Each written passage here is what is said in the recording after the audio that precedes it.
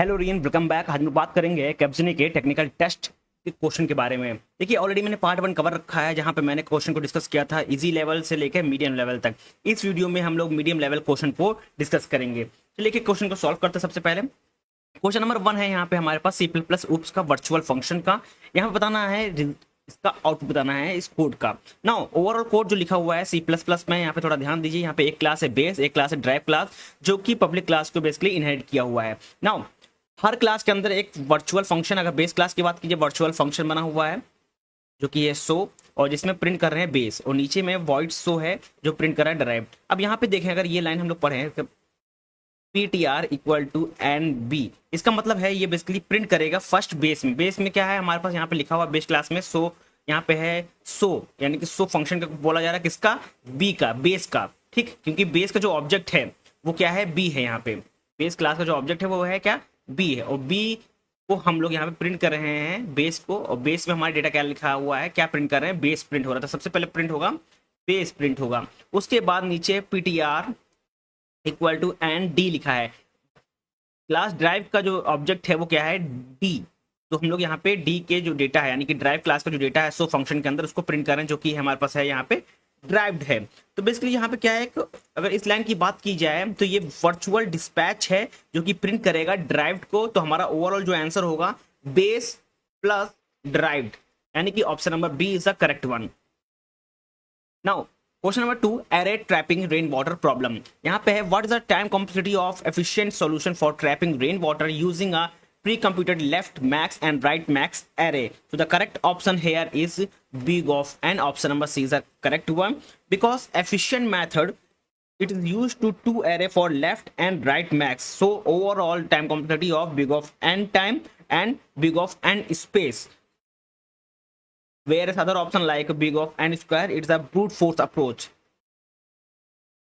Now question number 3, stack special stack. Design a stack that support push, pop and retrieving minimum element in big of n. Which approach is correct? So the correct approach here is we use two stack, main plus min stack. Now maintenance extract stack storing a minimum, so we use two stack. First is main plus min stack. So overall answer is option number A is the correct one. To use or to support push or pop and retrieving a minimum element in big of n, we use two stack approach. First is main plus min stack. Now move to the next question. Question number 4, Q circular queue debugging है, आपको error find करना है। अब यहाँ पे थोड़ा ध्यान दीजिए, हमारे पास डिफाइन किया गया साइज 5 है, क्यू है यहाँ पे साइज, फ्रंट हमारे पास -1 है, रेयर हमारे पास -1 है, फंक्शन है इन क्यू का, और overall answer. Now the problem is here front equal to -1, ये बेसिकली अंडर फ्लो कंडीशन है जो कि यहाँ पे मिसिंग है। अगर हम लोग बात करें ऊपर लास्ट DQ के बारे में, रेयर और front it is not reset to -1, और ये किसकी कंडीशन आ रही है, कौन हैंडल कर रहा है, ओवरफ्लो हैंडल करेक्टली है। देखो जो ओवरफ्लो जो है यहाँ पे वो करेक्टली हैंडल हो रहा है, बट जो फ्रंट है equal to -1, it is a condition, underflow condition is missing here. So after last queue, rear and front not reset to a -1. That's why the correct option here is both option B and C. Rear never reset and Q underflow does not handle. Both, यानी कि option C, option D is correct. Both B and C.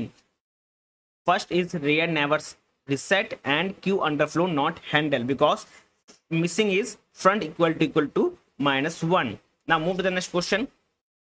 Or question number 5, tree in order traversal. In binary search tree BST in order traversal, what the correct option here is sorting ascending order.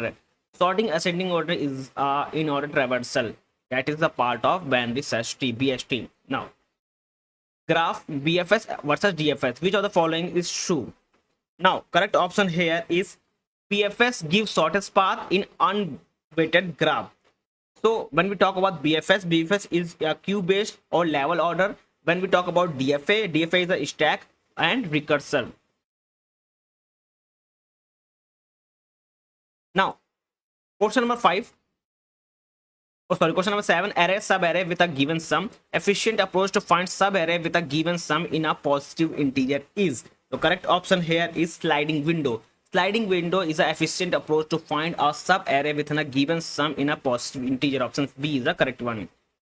Stack debugging and expression evaluation. What will the following post prefix expression evaluate it to? तो the correct option है यार, पहले सबसे पहले इसको solve करेंगे, solve करने के बाद हमारे पास रिजल्ट क्या आ रहा है उसको हम लोग यहाँ पे देखेंगे ना। सबसे पहले 6 and 2 की बात करें, 6 2 प्लस इक्वल टू 8 होगा हमारा, ठीक। Then we talk about 5 and 8, क्योंकि हमारे पास रिजल्ट क्या आया, 8 आया है, तो इसको पहले हम लोग क्या करेंगे, मल्टीप्लाई करेंगे 5 से, तो ये हमारा निकल के आएगा 40, हमारा 40 रिजल्ट आ गया। Then we solve this one, 12 4 को दैट इज 3, हम लोग इसको डिवाइड करेंगे तो हमारा क्या आएगा, 3 आएगा। देन 40 -3, बिकॉज हमारे पास लास्ट जो बना सिंबल बचा हुआ है वो है माइनस, तो 40 - 3 that is 37, so 37 is the correct option, 37 is the correct option. But यहाँ पे ऑप्शन भी गिवन नहीं है, तो हमारा ये 37 ही आंसर होगा। एक बार हम लोग और चेक कर लेते हैं इसको ओवरऑल सॉल्व करने के बाद। हमारे पास ओवरऑल एक्सप्रेशन क्या है, 5 6 2 plus multiply by 12 4 divide by minus, ठीक।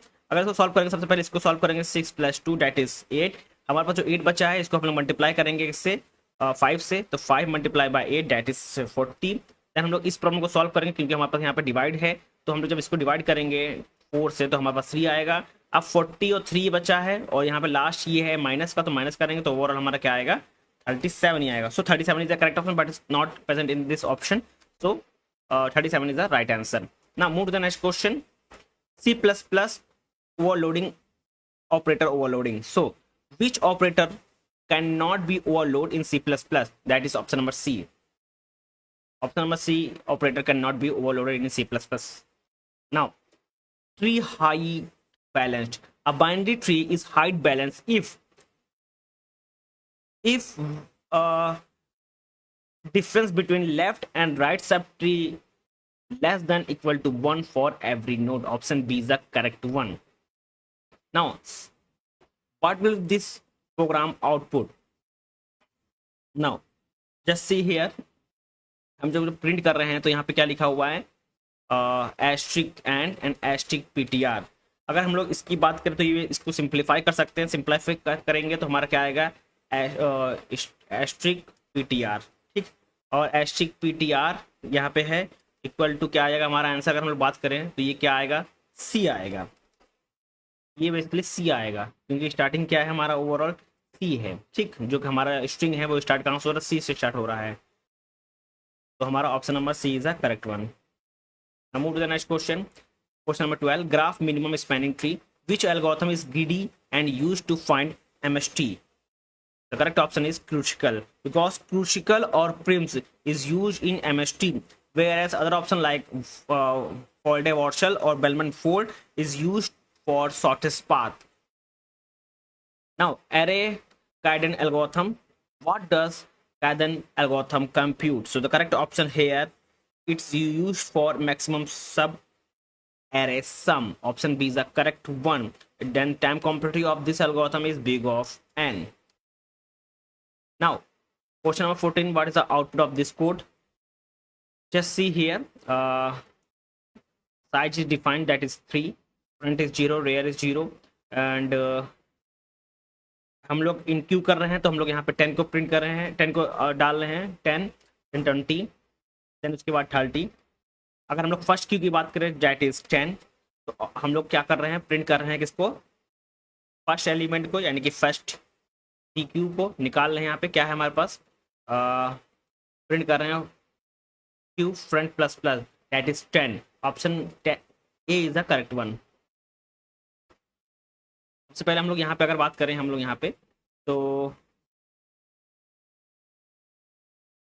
10 को प्रिंट कर रहे हैं, 10 को प्रिंट करने के बाद फिर 20 को प्रिंट हो रहा है, देन 20 प्रिंट करने के बाद हम लोग क्या कर रहे हैं, हम लोग 30 को प्रिंट कर रहे हैं, ठीक। अगर हम लोग यहाँ प्रिंट क्या कर रहे हैं, यहाँ पे front plus plus that is a 10, तो 10 हमारा क्या होगा, करेक्ट आंसर हो जाएगा। Now move to the next question, tree की बात कर रहे हैं, diameter of tree, what is the diameter of binary tree, that is when we talk about binary tree, तो diameter is the longest path between the two nodes. जो हमारा जो path node है, दो नोड हैं, इनके बीच में जो डिस्टेंस होता है, ठीक, लॉन्गेस्ट पाथ जो होता है वही हमारा क्या होता है, डायमीटर होता है। What is the diameter of binary tree, longest path between the two nodes.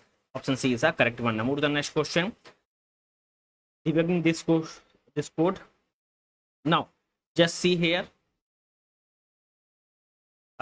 We have array that is value in this array is 10, 20 or 30.